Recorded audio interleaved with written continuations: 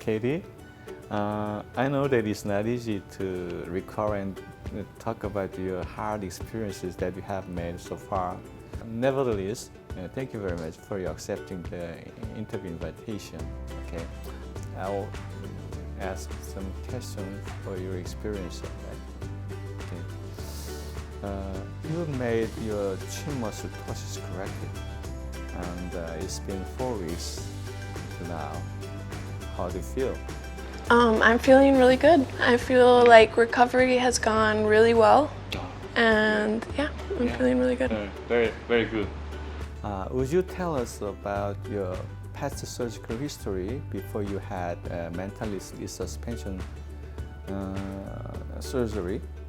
So 2.5 years ago, I had my first surgery, which was a genioplasty. After this surgery, the months after, while I was healing, I felt a lot of discomfort in the area of my scar. And what I came to realize was that the incision had been done too close to the gums and the teeth area. Yeah, that's right.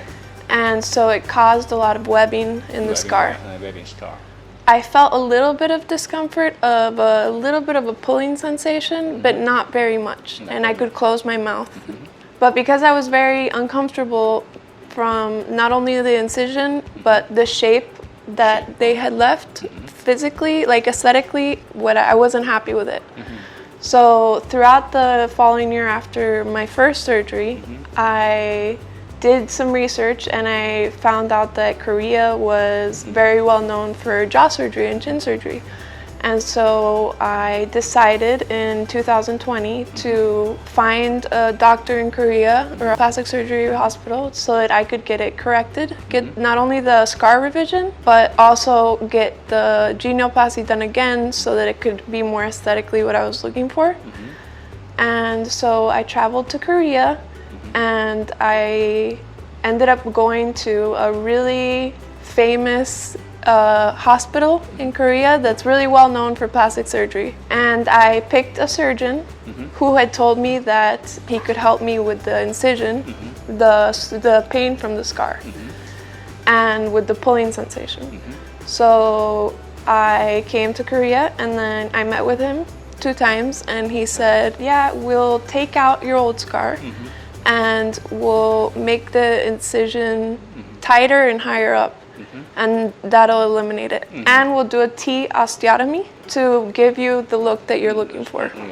And so what they were gonna do was cut a T here and extend the chin vertically and cut it here and bring it in, make it more V-like.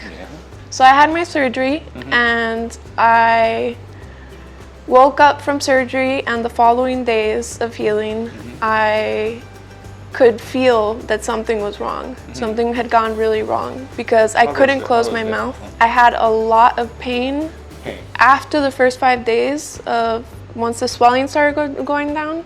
I still had a lot of pain in my chin. My chin felt horribly painful. It was super, super tight and stiff, and it felt like it was pulling my lip down, so I couldn't close my mouth at all. Even if I strained my chin, I could not close it. So I panicked and I was having a lot of anxiety. I was like, what am I gonna do? And I tried talking to the doctor and he would just keep saying, oh, that'll go away in a few months. And I'm like, no, it's not. I've had this surgery before and this has never happened. And I've never heard anybody really talk about this. So I started doing research while I was still in Korea about my symptoms. And there was barely anything online. I couldn't find like hardly any doctors correcting it. But I could find a lot of people that had similar experiences. I got into Facebook forums, jaw surgery groups, support groups, and I found many people that had had genioplasties and had the same pulling, tightness sensation. Some couldn't close their mouth, others could. And they were also living through hell because they had a lot of anxiety, a lot of pain, a lot of discomfort.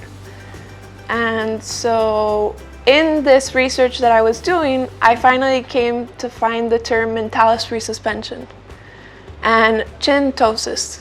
What did you think about the reason, the cause of your bad things after the operation? During this time when I was doing research and the symptoms I was feeling and analyzing what it was that the surgeon did in the second surgery here in Korea, he vertically extended my bone That's right.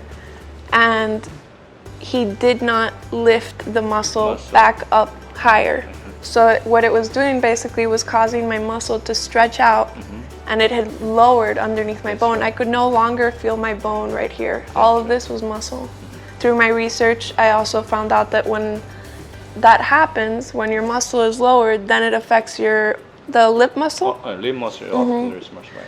and it pulls it down. It goes down. And so that's why I couldn't close my lips. So I understood that I would need a mentalis resuspension. Okay. What kind of efforts and processes have been made to solve that problems? So after my second surgery, I stayed in Korea for a month because I wanted to stay a good amount of time for my healing process and to meet with the doctor. And I had my post-op consultations where I communicated with the doctor and the hospital that I was very unhappy, that I couldn't close my mouth, that I was in a lot of pain and a lot of discomfort. And the doctor dismissed my complaints and said that with time it'll get better. He would just keep saying that to me every time I would see him. So after meeting with the doctor, one solution he tried to give me was to inject me with a steroid. And he said that that would help loosen the scar.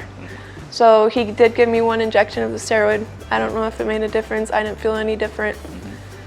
Things were so bad at that point that a steroid's not going to lift my muscle up and help me close my mouth. I knew I needed a third surgery. My clinic is not so big and I do not promote it. So my clinic is not well known. How did you get to know my clinic?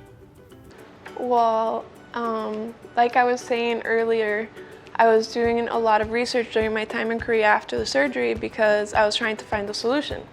I spoke to doctors in the United States through video call. I spoke to doctors in India through video call. And through my research, when I realized that I needed a mentalis resuspension, I started looking up the term mentalis resuspension, chintosis, and in YouTube, when I looked up chintosis, I found a video of yours on your channel that was called ptotic chin muscle, or ptotic chin. And so I clicked on it and thank God there was English subtitles. Yes.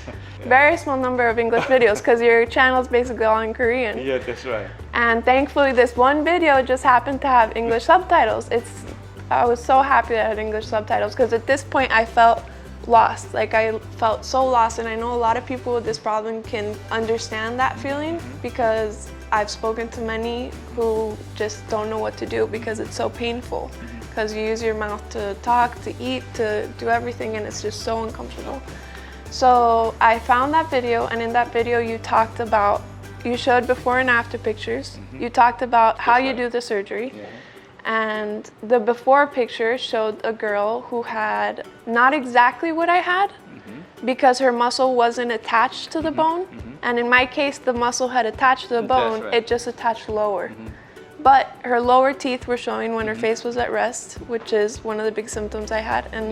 And because you kept saying tightness and stiffness, I was like, that's exactly how I'm feeling. And so I remember just crying and I was like, oh my God, somebody can help me, because in the after photos you could see that the muscle was back in place and she could close her mouth. So it was just a very good moment for me when I found that video. And I remember coming in here, you sat me down to examine my chin and my lip. I hadn't given you details about both of my surgeries yet. I just told you basically I'm experiencing tightness in this, and you sat me down and looked at me and you looked at my chin, and immediately you told me these are your symptoms and this is the problem and this is what you need to do. And I was like, that's exactly how I'm feeling. Those are exactly my symptoms, and that's exactly what I thought I needed to do. So I knew right then and there that you were the doctor that was gonna help me. When you come to my clinic first, it's better to wait at least more than 6 months. So you should go back your country. So how did you feel at that moment? I think I had mixed feelings. On the one hand, I was very relieved to know that there was a solution because I had spent 3 weeks thinking, this is it, this is my life, this is how I'm going to live my life. So I was very relieved. But on the other hand, I was scared and frustrated that I would have to be in pain and discomfort for the following 6 to 9 months. Well, how was the day you had surgery in my clinic? I felt a lot of anxiety because of my previous experiences.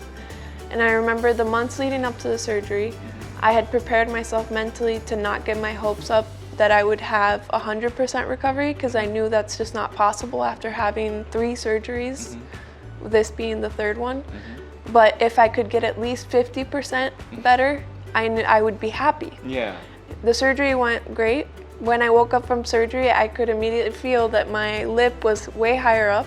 I could close my mouth. I think the other doctors were very rough in the surgery because I was way more numb afterwards. But after this surgery, I had no numbness. Okay. What kind of care did you take during the recovery process? So I knew from speaking to you beforehand through email and in my appointment with you last year when I was here that I would have to wear a chin strap 24/7 to support the muscle to stay in the right position for 24/7 for at least 3 weeks. And after that, for 2 months, at least 8 to 12 hours a day. So I was prepared for that. The first 5 days were the hardest because I was very swollen. So I was taking the pain medication, just ibuprofen or Tylenol. And after the 5th day, the swelling started going down. But then on the 7th day, when you took out the stitches, the swelling just from there, it was really easy. I haven't taken pain medication since the 7th day, which I had been taking pain medication for the last 9 months since the last surgery, and I haven't taken any now. So the first week, you have to do a liquid diet after surgery because you want to not move the muscle, the chin muscle, at all. You want to keep it as stable and fixed as possible using the chin strap, not talking. So you can't talk for the first week. I did the liquid diet for the first week, and then the second week it was a soft diet. After you take the stitches out, it was a soft diet. And then since then, I've basically been able to eat normally. Now it's 4 weeks after the operation. How do you feel on your chin? I feel very happy because for the first time in 9-10 months, I can close my mouth while my face is relaxed. It was painful to talk because there was so much tightness in the muscle. So I didn't talk much. I didn't work for the last 9 months. It was a really hard time. And so now I feel like my mouth closes naturally. My muscle feels like relaxed. It doesn't feel as tight as it did before. Obviously, it still feels a little weird because the scar is healing. And I know that that'll take like 3 to 6 months to settle and relax some more. But I can already say that I'm in a way better place 1 month after surgery than I was before 9 months after the second surgery. It's not easy to talk with you in English, but because I'm not so fluent in English, but I want to do my best for you, so I to have a good solution for your many problems. So I'm so happy now to good results. Thank you again for your candid interview. Well, thank you for the surgery, for helping me out, and for giving me hope. When I saw you last year, it meant a lot to me, and I'm just so happy. Like, I feel like I can now go home and start working again and live my life again. Okay.